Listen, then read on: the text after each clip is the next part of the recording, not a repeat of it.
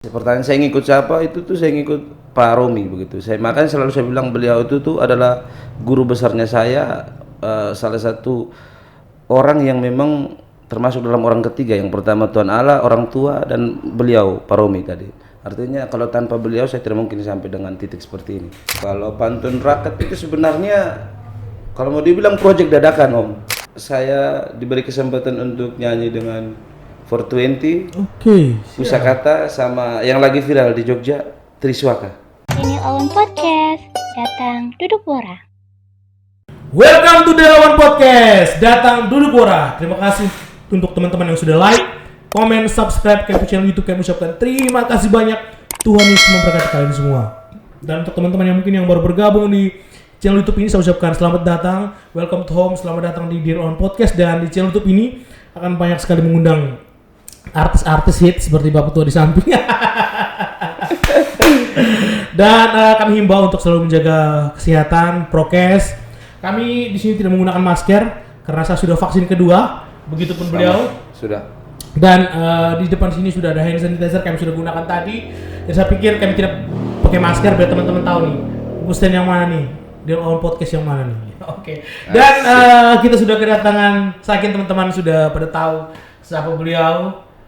Saya mungkin beliau bisa memperkenalkan diri terlebih dahulu. Oke, baik. Perkenalkan saya Gusti Senda, biasa dipanggil Gusen, tapi itu yang lebih banyak panggil saya itu di ND gitu. Kalau di Mamere biasa langsung Gusti saja. Gusti saja. Oke, siap. Terima kasih banyak pengawan sudah jauh-jauh dari ND untuk bisa mampir ke Dear Owen Podcast. Ini sebenarnya hal yang sangat luar biasa sekali ya. Siap. Jadi kita sudah kontak-kontakan kemarin, banyak juga yang request, ayo undang Gusti Senda. Terus ya akhirnya kita bisa undang beliau, dan mudah-mudahan teman-teman yang di ED juga ada yang hits dia ini bisa nih kita undang ke sini. Boleh. Oke, siap. Nah, apa kabar nih? Puji Tuhan, baik. Baik ya? Oke. Sejak kapan di Mamere nih? Kalau di Mamere baru 3 hari kemarin. 3 hari kemarin. 3 hari ya. Ada kegiatan di sini atau ada urusan adat? Kalau kegiatan di sini sih sebenarnya tidak ada, mau berangkat ke Makassar sebenarnya. Oke, siap. Ya, saya juga kemarin sempat lihat beliau ada nanti tanggal 27 bakalan buat teman-teman di Makassar, fansnya Gusten bakalan isi acara di sana. Nanti bisa dipromosikan sebentar nanti. Enak. Nah, ini Gusten nih. Jadi Gusten ini kan hits dengan beberapa single lagu kemarin. Sebentar lagu yang terakhir bersama Enco kemarin, Enco DC. Sangat booming sekali. Bagaimana menjadi seorang artis? Apakah kesibukan? Kalau untuk menjadi seorang artis sendiri, saya pikir itu tuh bukan harapan saya sih. Harapan saya yang mendasar itu adalah berkarya saja dulu. Oke, siap. Soal saya tidak pernah kejar popularitas. Oke, biarkanlah itu kualitas yang berbicara. Siap. Saya pikir seperti itu. Oke. Kita udah kulik dulu Om Gusti, awal-awal bikin lagu tahun berapa, terus waktu itu ikut siapa, terus kok bisa kepikiran pengen nyanyi begitu, kenapa tidak mau menjadi seorang pemain bola atau menjadi seorang petinju gitu atau seorang pemain bulu tangkis begitu kan? Kalau untuk berkarya itu sendiri di tahun 2012 atau 2013 itu di lagu Love Song yang judulnya Aku Tanpamu. Okay. Itu lagu cinta-cinta pertama begitu, cinta monyet. Masih ada di YouTube? Seperti itu. Masih ada. Okay. Puji Tuhan masih ada. Okay. Itu diupload di channel YouTube-nya Atman Record. Untuk pertanyaan saya ngikut siapa itu tuh saya ngikut Pak Romi begitu. Makanya selalu saya bilang beliau itu tuh adalah guru besarnya saya, salah satu orang yang memang termasuk dalam orang ketiga. Yang pertama Tuhan Allah, orang tua, dan beliau Pak Romi tadi. Artinya kalau tanpa beliau saya tidak mungkin sampai dengan titik seperti ini. Oke, kurang lebih seperti itu. Hormat buat Pak Romi, Pak Romi Keo, dan mudah-mudahan beliau bisa isi di sini karena saya juga mengharapkan beliau di sini. Bisa. Ini sudah ada anak didiknya nih. Ya. Oke, seberapa peran penting sih Pak Romi Keo nih di karirnya Bang Gusti? Kalau dalam karir, untuk di dunia karir berarti beliau orang yang pertama. Oke. Karena ya memberi kesempatan, kepercayaan, pokoknya segala macam yang memang berurusan lebih privasi, artinya di luar seni, beliau percayakan ke saya begitu. Terus itu beberapa tahun kami bersama dan saya memutuskan diri untuk pergi berkarya di kota lain, kota Daeng, kota Makassar. Oke, siap. Jadi akhirnya Kembali pulang lagi ke sini dan masih juga tetap bersama Pak Romi, cuman saya yang memilih lagi menetap di ND karena pekerjaan. oke, siap. Karena memang Om Gusti selain disapa Gusten, dipanggil juga Daeng juga ya. Sempat dipanggil Daeng juga. Tapi Daeng. Ada lagu Manggarai juga dipanggil Kesha, pokoknya semua. Dipanggil KE Aziz semua. Dapat Eja, juga. apalagi sekarang sudah Eja. Sekarang sudah jadi Eja. Oke. Oke guys, jadi saya mau kasih tau kalian semua kalau ada produk bagus dari Scarlett. Nah, untuk produk bagus dari Scarlett, kalian bisa lihat ini. Nah, untuk produk dari Scarlett ini saya dapat kirimannya tuh Facial Wash, Brickley Essence Toner, Brickley Ever After Serum, Brickley Ever After Cream Day, dan Brickley Ever After Cream Night. Nah, untuk selanjutnya kalian bisa menggunakan Brickley Essence Toner dari Scarlett. Nah, Brickley Essence Toner dari Scarlett ini bisa kita gunakan dengan atau tanpa kapas ya guys. Nah, untuk Brickley Essence Toner ini mengandung glutathione, jeju, dan masih banyak lagi yang mampu menyegarkan, melembabkan, meredakan peradangan, dan mencerahkan kulit kalian guys. Selanjutnya kalian menggunakan Brickley Ever After Serum dari Scarlett. Brickley Ever After Serum ini dengan teteskan terlebih dahulu pada telapak tangan kalian, diusap ke tangan dan ditepuk-tepuk perlahan di wajah. Brickley Ever After Serum ini mengandung lavender water, vitamin C, dan masih banyak lagi yang fungsinya untuk mencerahkan dan melembabkan wajah, menyamarkan bekas jerawat, dan menangkal radikal bebas. Oke guys, dari untuk last stepnya kalian bisa gunakan Brickley Ever After Day atau Brickley Ever After Night yang mengandung glutathione, dan produk ini berfungsi untuk mencerahkan, mengencangkan pori-pori, menghidrasi kulit wajah, dan mengurangi kerutan pada wajah kalian. Dan saya informasikan ke kalian guys bahwa Brickley Ever After Day sudah mengandung UV protection, sehingga krim ini sudah mengandung UV protection dan produk ini aman untuk digunakan di luar ruangan. Nah, saya akan gunakan rangkaian face care ini secara rutin setiap harinya. Dan saya kasih tau kalian bahwa semua produk dari Scarlett itu per produknya harganya hanya 75.000 saja. Dan untuk kalian semua yang mau beli produk dari Scarlett, kalian bisa langsung ke lainnya di @scarlettwaterning, atau di Shopee di Scarlett Waterning, atau di Shopee Mall di Scarlett Waterning Official Shop, atau langsung di nomor WA-nya di 0877 0035 3000, atau kalian bisa langsung ke Instagramnya Scarlett di @scarlettwaterning. Oke, thank you guys. Oke guys, terima kasih banyak buat kalian semua yang sudah menonton video review kami, dan saya harap kalian bisa lanjutkan nonton video dari kami bersama Gusti Senda. Bisa diceritakan sedikit awal-awal bertemu Pak Romi Keo, dan saya juga harus klarifikasi di Pak Romi juga ya. Kok bisa memilih seorang Gusten ya? Nah, itu dia. Kalau awal-awal sih kenal Pak Romi, saya yang kenal ya. Kalau saya kenal itu tuh kebetulan sepupu saya kan nikah. Waktu itu Pak Romi masih guru di SMA SIN kalau saya kurang salah.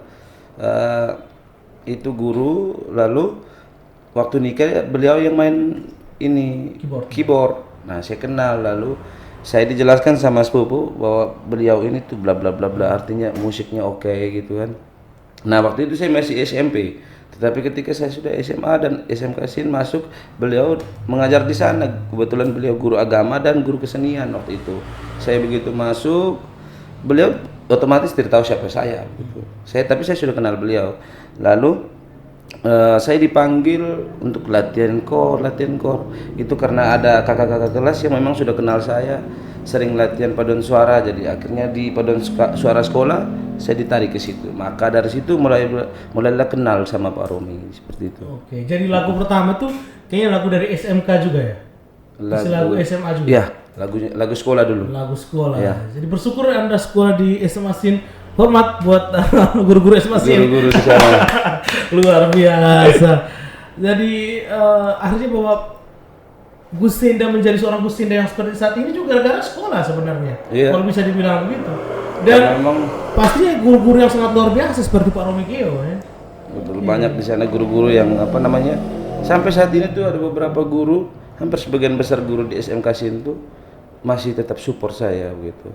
Masih tetap bilang ada beberapa guru yang bilang anak murid yang memang bikin saya bangga, tetapi saya tidak perlu sebutkan satu persatu sih. ada beberapa guru dan memang puji Tuhan lah saya merasa bersyukur karena ya saya anak didik mereka begitu. Ya kurang lebih seperti itu Om Den. Enak. Oke, dan ini ada satu lagu yang saya masih ingat Om Gusti nyanyi di El Tari dengan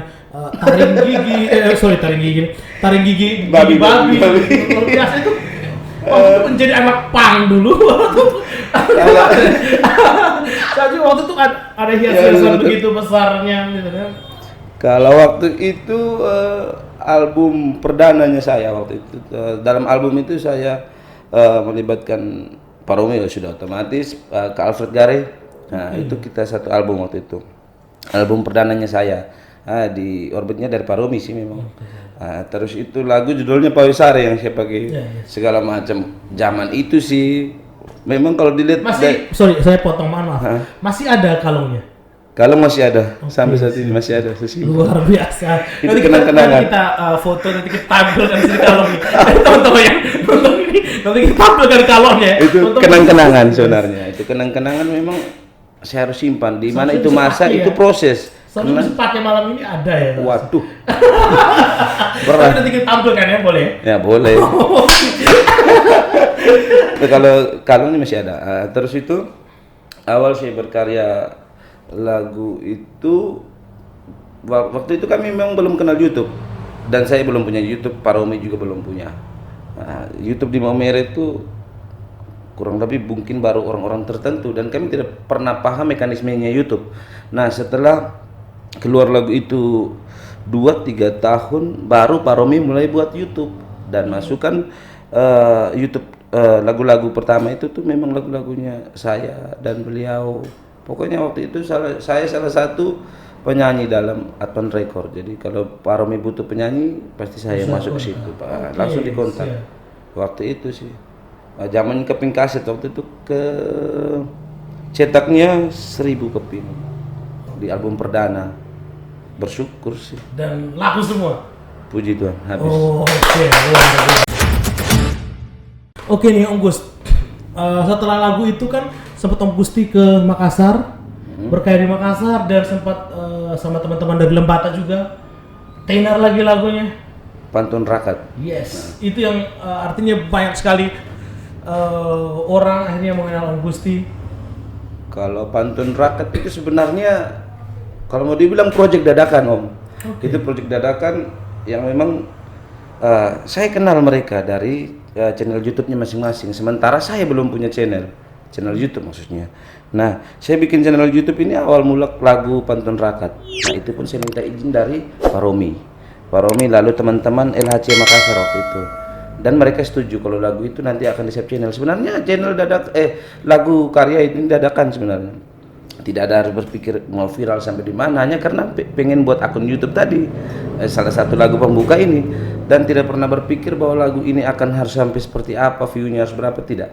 Kita cuma hanya asal-asal sebenarnya, project asal-asal, kaget-kaget yang asal-asal itu sebenarnya justru bikin menghipnotis banyak, nyaman di telinga pendengar, saya pikir seperti itu.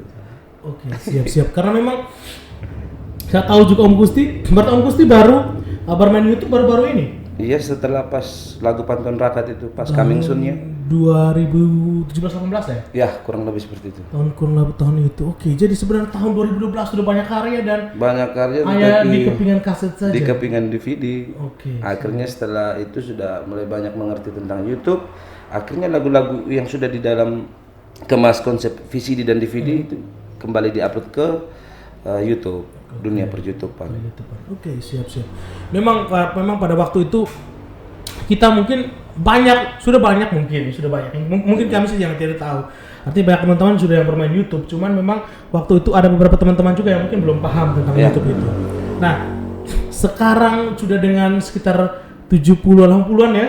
90-an. Oke, sudah naik ya. Kemarin saya lihat, saya sempat browsing itu sudah 80-an dan sekarang sudah ke 90-an dan kita harap tahun ini ya sebentar lagi sudah 100 subscriber dan sudah mendapatkan hadiah dari YouTube. Golden ticket dari YouTube. Kado terindah dari YouTube itu bikin penyemangat seperti itu. Oke, dan lagu terakhir kemarin sempat buat di Bajawa ya. Bajawa ya. Bajawa, dan lagunya itu judulnya ini bingung. lupa lagi judul lagunya itu. Itu sampai ciptaan saya lupa ya. Saya itu kadang ikut Saking otak. banyaknya. Karena kalau orang seni itu identik dengan orang gila begitu. Karena orang-orang gila yang bisa menaklukkan itu begitu. Oke, siap. Makanya lupa. Oh, sesak di dada judulnya. Oke, Sesak di dada. itu kan lagu galau ya. Ya galau. Itu lagu itu apakah pengalaman pribadi ataukah ada teman-teman yang menceritakan akhirnya bikin Dari lagu? teman-teman yang menceritakan. Nah, secara diam karena ceritanya dia ditinggalkan waktu dia pergi pendidikan begitu. Ceritanya anggota Oke, siap. TNI. Nah, dia pergi pendidikan, permisi, mantannya itu tuh sama orang lain. Akhirnya saya sempat bersanda gurau sama dia, saya bilang berarti kapal pas lepas tali nona langsung gandeng dengan orang lain begitu. Oke, Akhirnya mulai dari kalimat itu muncullah kalimat-kalimat yang lain dan saya jadikan itu syair lagu Sesak di Dada. Oke, luar biasa. Sesimpel itu ya. Kurang lebih ya seperti itu karena mood-moodan. Pas mood ya kerja pelan-pelan, pas lagi mood kerja lagi. Tapi kan kemarin sempat di Momere kan bergabung di salah satu grup band juga, grup band di Momere juga. Sempat bergabung terus masih sampai ini masih ataukah? Masih kalau untuk saat ini masih, cuman memang belum ada event atau job-job, walaupun kecil kan belum ada. Tapi kalau ada untuk seputaran Momere saya tetap sama-sama dengan teman-teman dari tim akustik anak cabang seperti itu. Oke. Nah, Om Gus, kalau untuk saat ini kedepannya ada project apa nih yang lagi digarap? Kalau proyek rekaman ada 4 yang lagi digarap, ada beberapa juga dengan penyanyi Ende, Karandi, Randi Bogemore itu penyanyi Ende, salam hormat. Terus ada Kavaris Gela, ada juga Darimbai yang memang saya minta izin untuk cover lagu Ini No Ame. Memang sekarang masih proses buat visual video klipnya. Berarti rekamannya di sini? Rekaman tidak di Ende, semuanya di Ende. Karena saya sudah domisil di Ende ini. KTP sudah Ende ya? Ya? KTP sudah Ende? Belum. Oh, belum. Masih Momere. Masih milihnya di Momere. Masih Momere. Karena Momere dan Ende itu ibarat dengan saya itu orang pacaran memang susah untuk dipisahkan. Oke, siap. Ya. Siap. Sama-sama enak begitu. Oke, anak-anak musisi itu kayak ngobrolnya tuh kayaknya ada filosofi ya. Harus itu. Harus siap. Nah, untuk persiapan tanggal 27 Februari nanti nih. Nah, video ini kita ambil sebelum tanggal 27 Februari nih. Ya. Nah, 27 Februari bakalan main di Makassar nih. Ya. Nah, dan Om Gusti fans teman-teman di Makassar nih. Bareng teman-teman ini, bareng teman-teman bandnya di Makassar nih. Apa itu band terdahulu atau bagaimana cerita mungkin? Kalau itu teman-teman band yang memang dari saya kemarin sih. Bujang Rimba itu dari teman-teman nama yang baru. Tapi personil itu tuh personil lama semua. Dari teman-teman yang saya beberapa tahun kemarin di Makassar berkarya di Makassar itu teman-teman saya, itu player saya begitu. Jadi di mana event kalau memang ini saya selalu milih dengan mereka karena saya nyaman begitu, chemistry-nya sudah dapat begitu. Ketimbang saya harus cari orang baru. Untuk di Makassar itu sendiri saya diberi kesempatan untuk nyanyi dengan 420. Oke. Pusakata sama yang lagi viral di Jogja, Triswaka. Oke. Orang timur cuma saya sendiri. Oke, siap. Anda kayaknya pakai obat ya? Saya pikir itulah jalan Tuhan. Saya cuma diberi kesempatan saja begitu. Asik ya. Luar biasa. Dan startup ini adalah satu, artinya bahwa satu tangga agar biar teman-teman juga, artinya musisi lokal kita juga banyak dikenal. Banyak dikenal di kancah nasional, apalagi artinya kita juga ya punya hal-hal unik yang harus kita kembangkan di sana. Nah, kalau untuk kedepannya Om Gus akan bikin lagu-lagu pop ataukah lagu-lagu daerah lagi nih? Ada, kalau ke depan tuh ada pop daerah dan ini Indonesia, pokoknya ada campur lah. Nah, nanti kita lihat dengan peminat pasar. Kalau memang musimnya musim pesta ya sudah, kita sold outnya yang mana dulu nih. Kalau misalnya musim gugur kan tidak mungkin, harus lagu galau begitu. Biar enak-enak dia. Kalau hujan tuh selalu lagu galau, enak sekali Om. Nyaman. Siap. Oke, siap. Nah, dan untuk saat ini persiapan sejauh ini, persiapan untuk di Makassar nanti apa saja yang disiapkan? Kalau untuk secara pribadi saya pikir sudah itu tuh mulai dari materi lagu. Itu sudah saya ngulik dari memang saya di ND dari Januari malah saya sudah ngulik itu lagu. Jadi persiapan jauh-jauh hari. 8 lagu saja sih, tidak banyak, cuman memang ngulik tuh satu persatu. Terus dari lagu ini gini terus saya nanti mau aransemennya seperti apa. Itu kan nanti pelajar-pelajar ikutnya saya begitu.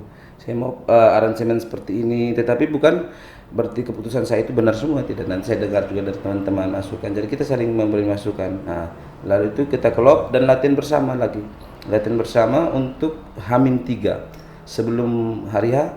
Ya kita latihan 2 hari itu nanti kita dikasih waktu istirahat, cuma dikasih materi gambaran nanti di atas harus bagaimana. Itu dari manajemen 420-nya minta apa, kosakatanya minta apa. Itu biasa dari permanajemen itu musik itu nanti dipertemukan dengan semua all artis yang ada di situ, termasuk dengan Triswaka tadi. Saya pikir seperti itu. Dan Om Gus, selama menjadi seorang musisi ini suka dukanya apa Sani? Suka dukanya? Kalau suka duka saya dicaci, dimaki, dibully, apa saja itu banyak hal. Seorang Gus ini pernah dibully ya? Pernah, waktu awal berkarya tuh banyak sekali Om, banyak sekali. Dalam arti saya sampai dampaknya ke orang tua. Waktu dulu kan saya ngamen ceritanya, awal-awal itu saya ngamen, saya tetangga tuh pada bilang orang tua dia tuh kayaknya tidak bisa kasih makan begini bla bla bla, dan kadang tegur orang tua, bapak atau mama bilang kenapa anakmu memilih jadi pengamen, kau tidak bisa kasih makan, keluarga gitu. Jadi mereka menganggap saya tuh kayak bagaimana ya, sampah mungkin bisa jadi, karena waktu itu saya kesannya minta-minta, tetapi waktu itu saya tahu diri saya ngamen, tetapi kan di situ saya nyanyi, saya berkarya. Kamu kasih tidak kasih terserah, 1.000 2.000 pun bukan menjadi itu kau harus kaya atau apa, tidak, kan penting ikhlas begitu. Saya ngamen, tetapi ini orang tidak kasih. Sorry, orangnya kasih tetapi awalnya itu dia muka asam. Nah, ketika kita nyanyi lagunya mungkin menurut dia itu bagus, bukan suara ya. Lalu itu dia senang, tapi awalnya dia pasang muka asam. Permisi, itu saya tidak terima itu uang, serius. Saya tidak pernah mau terima uang yang misalnya saya datang baru halo selamat malam bla bla bla bla bla dengan bahasa ngamen ya. Terus mukanya kecil, bau sibuk makan kayak segala macam.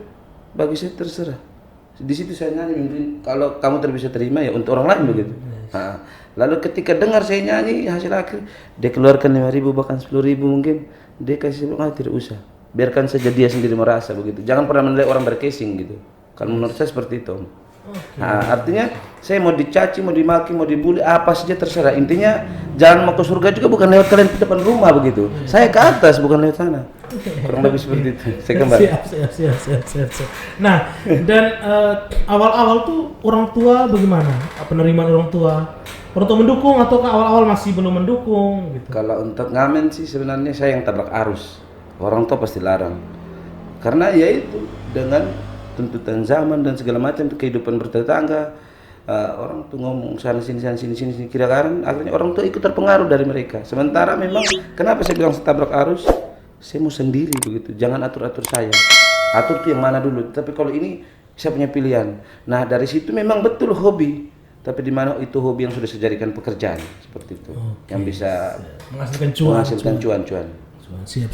Nah, dan banyak sekali, saya yakin banyak sekali dalam perjalanan orang pasti akan sampaikan atau orang pasti akan omong-omong kita nih, mau jadi apa dia, mau dapat uang, mau kasih makan istri anak pakai apa dengan nyanyi, dengan bermusik sebagainya. Nah, ini untuk kita yang notabene masih ke sini ya, masih ke arah timur itu kita orang tua masih banyak berpikir bahwa mendingan kita jadi PNS aja atau mendingan kita bekerja saja di satu instansi dan sebagainya. Ya artinya ada kerjaan jelas lah dibandingkan dengan kita yang hanya berpikir untuk jadi pengamen atau menjadi musisi. Artinya bahwa mereka belum melihat nih cuannya nih. Nah, Om Gusti tanggapan seperti itu, Om Gusti tanggapan seperti apa? Kalau saya secara pribadi, tidak terlepas dari cerita ngamen, betul saya ngamen, saya berkarya, saya dibayar, walaupun 1.000, 2.000, 5.000, tapi kalau kali banyak, banyak. Ya kan, itu uang saya pakai untuk apa ya, makan minum, untuk menghidupi untuk siapa itu terserah saya begitu. Itu saya punya uang kan, dari walaupun mungkin kasarnya pakai minta-minta, Tapi itu kan sudah jadi saya punya uang. Saya berkarya dulu, bukan baru saya dapat, bukan saya ke sana 1000 pas 1000. Bukan, kan saya ngamen, saya berkarya dulu. Oke, terlepas dari itu saya mulai dipanggil nyanyi ke sana kemari dan itu bukan gratis. Saya dibayar walaupun awal-awal itu mungkin 200-300 ribu awal ya kita namanya cari panggung lah. Tapi semakin besar kita berkarya, semakin banyak juga uang yang kita dapat dan itu tuh bisa mencukupi untuk kehidupan kita sehari-hari. Bahkan untuk sampai nanti intinya kita terus berkarya. Saya pikir seperti itu. Tidak harus bilang menyanyi itu bingung nanti mau makan apa, percuma bagaimana berkeluarga dengan orang memilih pacar atau pasangan orang musisi. Saya bilang itu salah untuk pola pikir kita yang ada di timur khususnya ya, bukan timur Flores lah. Lebih orang berpikir tuh bahwa penyanyi itu pacar banyak atau bagaimana, dia tidak tahu manage uang. Persoalan kembali ke kita pribadi masing-masing. Kalau misalnya kalau saya ya kita manage keuangan lah, jangan cuma permasalahkan di musisi, permasalahkan juga di pekerjaan lain. Mampu manage uang dengan baik tidak? Kalau kerjamu di bank misalnya tapi tidak manage uang, hancur juga kan. Jadi tidak harus memojok ke kami yang pelaku seni, kurang lebih seperti itu. Ya, luar biasa. Betul. Kembali ke pribadi masing-masing, bisa memanage uang, bisa memanage penghasilan tidak seperti kurang lebih seperti itu. Dan ada tidak musisi lokal atau musisi nasional yang Om Gusti pingin kolaborasi dengan dia? Kalau kira-kira siapa nih? Saya penasaran nih. Untuk lokal, Momere. Kalau untuk Momere kebetulan saya orang tua juga di Momere, cuman saya domisili di ND tadi. Kalau untuk Momere saya pikir sudah ada semua. Yang saya punya mimpi kemarin tuh Pak Romi itu sudah. Terus kayak Kak Alfred, Babo itu juga kan sudah. Kak Alfred juga itu sudah. Di album saya itu sudah beberapa kali dan pokoknya sudah lah. Tapi kalau di ND memang tidak ada. Belum ada. Tapi kalau untuk nasional saya pengen satu panggung dengan Iwan Fals itu saja. Saya pikir event yang memang betul-betul satu panggung, dalam arti saya pengen banyak bicara lama tentang dunia seni. Makanya selama ini lupa tadi Om, saya berkarya tadi, saya itu tidak pernah mengandalkan popularitas. Itu akan berjalan dengan sendirinya. Yang saya cari itu kualitasnya. Karena viral itu akibat bukan tujuan. Bagi saya seperti itu. Ya karena percuma kita cari popularitas, begitu dapat nanti hilangnya cepat. Berkarya saja dulu, jangan berkarya saya pengen viral, akhirnya amburadul nanti jadinya. Kita kerja musiknya, kerja materinya itu juga hanya karena suka-suka. Kenapa? Pengen viral. Begitu viral 1 bulan saja di telinga pendengar langsung anjlok. Perkara bukan soal bagaimana saya punya karya viewers langsung naik. Tidak, saya tidak menuntut seperti itu.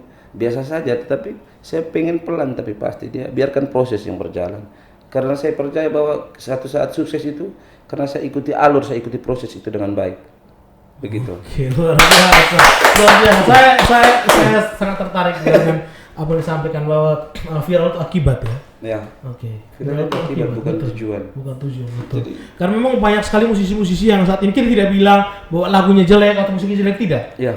Semuanya bagus. Tetapi ada yang kayak kita lihat di kehidupan sehari-hari. Ada yang viral hanya 1-2 bulan, setelah itu hilang. Hilang. Belum ada yang kayak viral lama begitu, belum ada. Ya, belum lama. Termasuk punya saya juga seperti itu. Bukan berarti saya bilang ini